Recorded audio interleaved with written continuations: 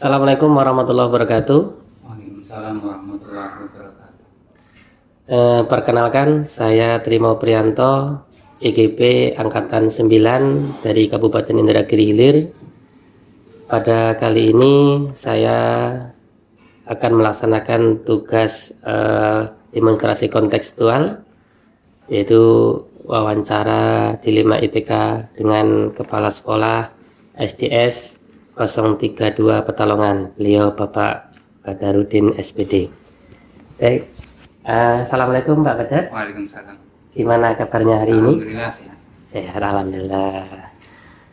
Mohon maaf Pak, mengganggu waktunya sebentar. Kami di sini akan melaksanakan wawancara terkait dengan tugas saya CGP Angkatan 9 ya, yaitu wawancara terkait dengan dilema etika. Perkenalkan dulu boleh Pak? Siap. Sebelumnya Assalamualaikum warahmatullahi wabarakatuh. Waalaikumsalam warahmatullahi wabarakatuh. Terima kasih waktunya yang diberikan kepada saya dan juga memberikan kepercayaan kepada saya untuk mewawancarai tentang dilema etika. Sebelumnya perkenalkan, nama saya Badarudin. Saya adalah Kepala Sekolah SDS 032 Petalongan. Saya bekerja di sekolah ini lebih kurang 10 tahun. Alhamdulillah saya masih dipercaya dari yayasan, karena sekolah kita adalah sekolah yayasan. Ya, lebih kurang 10 tahun tadi masih dipercaya oleh yayasan untuk mengelola khususnya di SDS 032. Ya, itu mungkin saja perkenalan sementara, nanti bisa disambung lagi. Baik, terima kasih. Baik Pak, selama Bapak mimpin di sekolah ini tentunya ada beberapa masalah, beberapa kasus ya Pak ya. Bagaimana Bapak dapat mengidentifikasi kasus-kasus yang merupakan dilema etika Pak, atau bujukan moral lah yang jelas?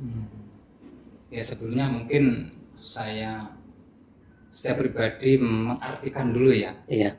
Dilema etika itu apa sih? Sebenarnya dilema etika itu ya segala bentuk permasalahan-permasalahan yang berkaitan dengan sikap ataupun etika. Iya, betul. Baik itu sikap siswa, dari siswa ataupun dari pendidiknya itu sendiri. Nah, selama ini mungkin ada kasus-kasus yang saya rasa adalah sebuah dilema etika. Ya, bisa dari siswa sendiri. Sebenarnya dilema etika itu ya ketika anak mengerjakan sebuah pekerjaan yang mungkin tidak sesuai dengan aturan yang kita buat. Ya, nah, itulah yang menjadi dilema kita. Iya. Sebagai contoh kecil saja, ketika kita membuat sebuah aturan harus bersih lingkungan. Iya, kadang anak itu masih, istilahnya orang Jawa itu delawer ya. Delawer. Suruh membuang sampah pada tempatnya. Masih banyak anak-anak yang membuang sampah tidak pada tempatnya. Itu contoh kecil saja. Dari guru, nah mungkin ini juga saya sampaikan, ini juga adalah dilema. Ya, ketika kita menyampaikan sebuah aturan yang berkaitan dengan moral ya, kepada anak, masih ada istilahnya guru itu belum bisa mengartikan apa itu guru itu sebagai orang yang digugu. Kadang-kadang kita memberikan aturan yang mendidik siswa, tetapi di situ guru kadang-kadang masih tolerir dengan apa yang menjadi tanggung jawab sebagai guru, di mana guru adalah digugu lan ditiru. Itu mungkin. Baik Pak, jadi selama ini Bapak menjalankan pengambilan keputusan di sekolah Bapak, terutama tentang kasus-kasus tadi Pak, di mana ada dua kepentingan yang sama-sama benar atau sama-sama mengandung nilai kebajikan.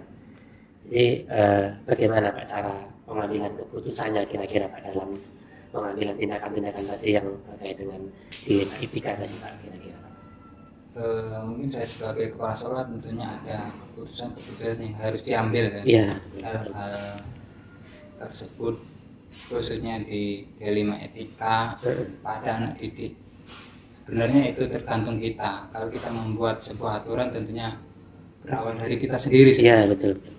Kita harus memberikan contoh, Iya. contoh langsung. Contoh langsung Pak Ya ya. seperti tadi di awal saya berikan contoh tentang bagaimana moral anak terhadap kebersihan.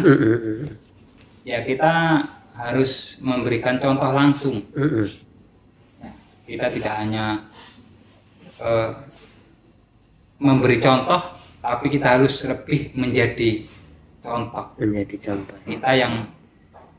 Kita yang memberi contoh, kita juga yang menjadi contoh. Iya. Nah, itulah mungkin pengambilan keputusan kepada siswa terutama, dan juga kalau kepada guru ya kita mungkin lebih ke pendekatan lah tentunya. Pendekatan dan juga ke pengarahan kepada guru-guru yang di sana belum bisa melaksanakan aturan atau tugas sebagai guru. Mungkin itu yang baik. Jadi tadi terutama kita memberikan contoh kepada peserta didik ataupun dengan guru-guru Pak ya, mulai dari diri kita terlebih dahulu. Kemudian langkah-langkah atau prosedur yang seperti apa atau yang biasa Bapak lakukan selama ini Pak kira-kira langkah-langkahnya dalam pengambilan keputusan itu seperti apa Pak kira-kira? Langkah yang biasa kami ambil ya itu tadi, kita lebih menekankan ke etika kita sebagai guru. Tentunya ya harus yang pertama ya memberikan contoh yang baik tentunya. Terus yang kedua kita menjadi contoh yang baik. Terus yang ketiga tentunya kita harus tidak bosan-bosan lah istilahnya itu memberikan arahan dan juga bimbingan. Itulah yang selama ini kami lakukan untuk hal tersebut. Baik, jadi ada arahan dan bimbingan ya. Ini terkait dengan siswa tadi dan guru ya Pak ya. Iya. Baik. Hal-hal apa saja Pak selama ini yang dianggap efektif dalam pengambilan keputusan pada kasus-kasus dilema etika? Kalau secara efektif ya karena kita melakukan banyak hal ya. Banyak hal yang kita lakukan. Yang paling efektif yang biasa kita laksanakan adalah langsung memberi contoh. Langsung memberi contoh. Iya. Karena apa? Anak tanpa kita berikan contoh ataupun anak hanya kita beri perintah tapi tidak memberikan contoh, tidak akan bisa terlaksana. Iya. Kayak gitu. Kemudian hal-hal apa saja yang selama ini merupakan tantangan dalam pengambilan keputusan Pak pada kasus-kasus dilema etika? Ini pengambilan tantangan dalam pengambilan keputusan tadi Pak kira-kira. Kalau tantangan sebenarnya banyak ya. Banyak ya. Kalau tantangan ini memang setiap kebijakan tentunya ada resiko ya atau tantangan. Ya mungkin kalau tantangannya ada yang setuju dengan cara kerja kita dan juga ada yang setuju kan. Nah itulah tantangan yang saya rasakan selama ini. Ada yang setuju dan tidak setuju. Ada yang setuju dengan tidak setuju. Mungkin tidak setujunya mungkin cara pandang mereka yang nggak sama. Iya betul. Itulah tantangannya yang kita rasakan selama ini. Kadang kita contoh kecil ada sesama guru aja kadang kita tuh tidak sependapat. Iya. Ketika kita melaksanakan ataupun mempunyai program seperti ini, tapi yang satu tidak mendukung. Itu salah satu tantangan lah. Oh gitu ya Pak. Baik, jadi ada beberapa banyak tantangan tadi terkait dengan kasus-kasus di Lima ITK Pak ya. Kemudian apakah Bapak memiliki sebuah tata kelola atau jadwal tertentu dalam sebuah penyelesaian kasus Pak tentang dilema etika? Kemudian apakah Bapak langsung menyelesaikan di tempat atau memiliki sebuah jadwal untuk menyelesaikannya? Bentuk atau prosedur seperti apa yang Bapak jalankan kira-kira? Kalau tentang tata kelola atau jadwal, ya melihat kondisi lah.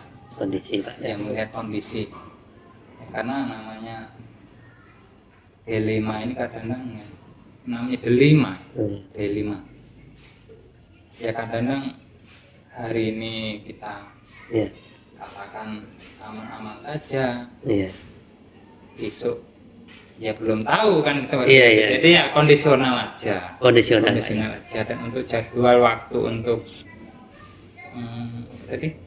penyelesaiannya sejauh ini memang belum ada jadwal yang kami laksanakan untuk kasus-kasus tentang etika tersebut. Paling tidak ketika kasus itu besar ya kita panggil ke kantor, kita selesaikan langsung. Itu saja yang selama ini kita laksanakan.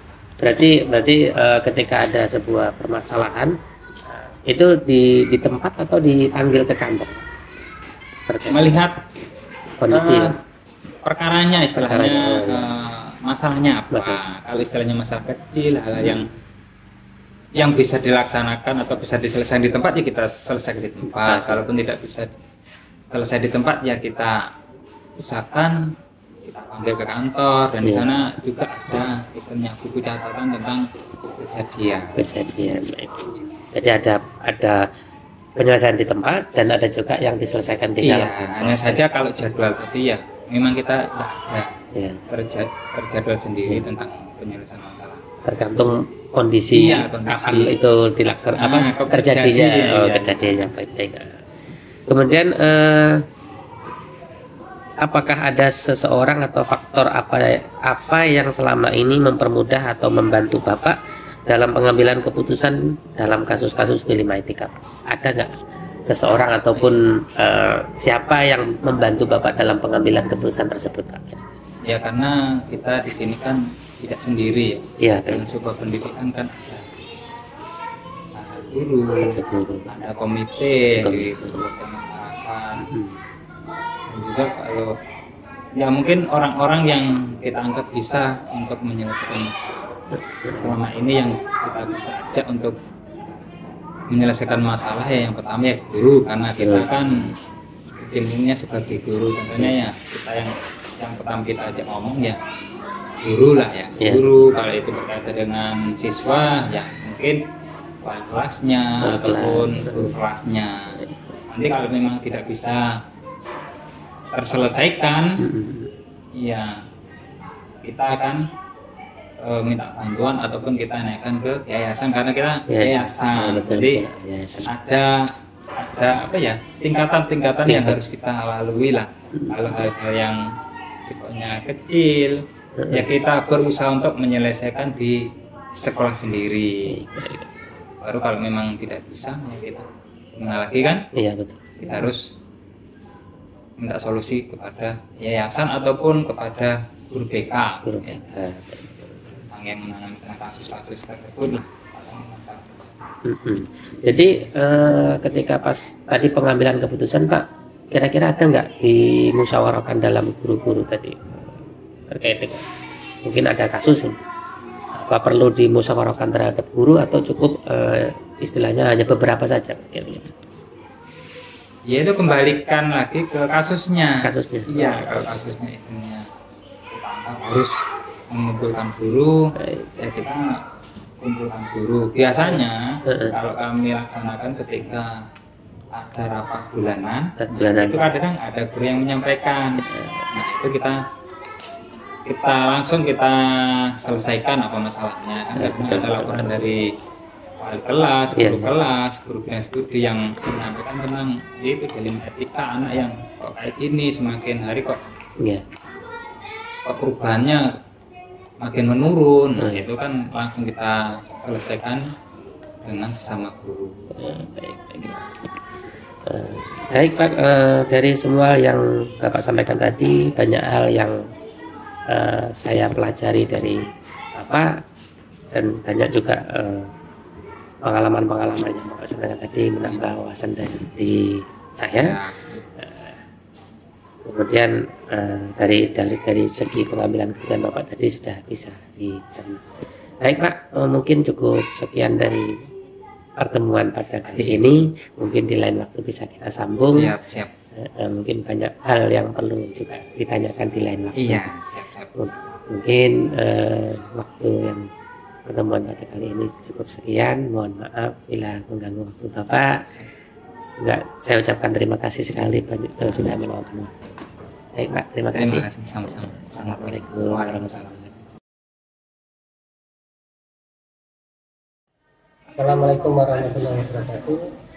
Waalaikumsalam warahmatullahi wabarakatuh. Perkenalkan, saya Trimafianto, CGP Angkatan 9 dari Kabupaten Indragiri Hilir. Pada kali ini saya akan mewawancarai Kepala Sekolah MA An-Najah Kediri 3, beliau Bapak Muhammad Misbah MPD. Assalamualaikum Pak Misbah. Assalamualaikum Bapak Terima. Gimana kabarnya hari ini? Alhamdulillah sehat. Panjangan sehat. Alhamdulillah sehat. Mohon maaf Pak, hari ini saya mengganggu waktu Bapak untuk mewawancarai Bapak tentang pendidikan ini. Sebelumnya mohon perkenalkan terlebih dahulu Pak. Mungkin biar jelas. Baik. Nama saya Muhammad Misbah. Asal saya dari Jambi, dan alhamdulillah mulai tahun 2019 sampai saat ini diberi amanah sebagai kepala madrasah. Baik Pak. Baik Pak. Pada kali ini saya ditugaskan untuk mewawancarai Bapak tentang Dilema Etika Pak. Baik Pak, selama ini kira-kira bagaimana Bapak dalam mengidentifikasi kasus-kasus yang merupakan dilema etika Pak, atau kejutan moral Pak di sekolah Bapak kira-kira? Baik, jadi untuk kasus-kasus, jadi pertama saya pribadi mengerucutkan di anak-anak, di objeknya anak-anak. Jadi ketika anak-anak itu memiliki permasalahan seperti sering bolos, barangkali tidak masuk tanpa keterangan. Nah, ini biasanya saya menghubungi koordinasi dengan wali kelas. Jadi dari wali kelas nanti untuk menanyakan ke wali yang bersangkutan. Jadi mengapa si anak sering tidak masuk atau apa istilahnya itu, kenapa tanpa keterangan. Jadi nanti saya menjadi tahu langsung dari wali kelas yang bersangkutan. Kalau hal yang lain, misalkan masih seputar anak-anak, jadi ketika remaja, ini kan namanya remaja itu mengenal lawan jenis sudah jadi kalau nggak kuat kan kadang mereka berani agak melampaui batas. Nah, jadi kalau tahap semacam itu ya perlu penanganan yang lebih intens. Jadi kami mengumpulkan para wali kelas dan orang siswaan yang kaitan dengan masalah tersebut. Jadi kalau misalkan sifatnya itu kami nggak bisa menangani, maka kami akan naik ke yayasan. Iya, terhadap kasus-kasus yang sudah pernah terjadi. Baik Pak, selama ini bagaimana Bapak menjalankan pengambilan keputusan di sekolah Bapak, terutama untuk kasus-kasus di mana ada dua kepentingan yang sama-sama benar atau sama-sama mengandung nilai kebajikan Pak? Kira-kira seperti apa Pak? Ya, baik. Jadi ketika ada dua hal yang mana masing-masing memiliki nilai kebaikan. Nah dari situ ya tentu saya pribadi juga tidak bisa memutuskan sendiri. Jadi kami perlu namanya musyawarah. Di mana musyawarah itu adalah hal yang terbaik. Di antara sama-sama nilai kebajikannya. Jadi kami pertimbangannya ada di mana kadar maslahat atau mafsadah.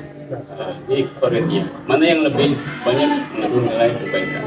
Di ya kebaikan ini nggak hanya untuk internal madrasah, tapi juga semuanya, termasuk yayasan dan juga nanti wali murid dan siswanya. Jadi tadi ada diskusi Ya, antara guru atau musyawarah tadi Pak. Ya, internal madrasah. Baik Pak, untuk langkah-langkah atau prosedurnya seperti apa Pak yang biasa Bapak lakukan selama ini? Langkah-langkah itu untuk apa? Yang tadi untuk menangani kasus-kasus tadi. Ya. Jadi langkah-langkahnya kami mengumpulkan istilahnya itu. Kalau kaitan dengan siswa berarti yang bertanggung jawab wali kelas. Nah, dari wali kelas kami menggali informasi-informasi yang ada. Untuk selanjutnya nanti terhadap masalah yang ada kami mencari solusi. Ini seperti apa kebijakan atau keputusan yang akan diambil nanti. Untuk hal-hal apa saja Pak yang selama ini Bapak anggap efektif dalam pengambilan keputusan Pak pada kasus-kasus di 5 etika? Oke, jadi teman siswa ini kami sebagai penanggung jawab di madrasah tentunya tidak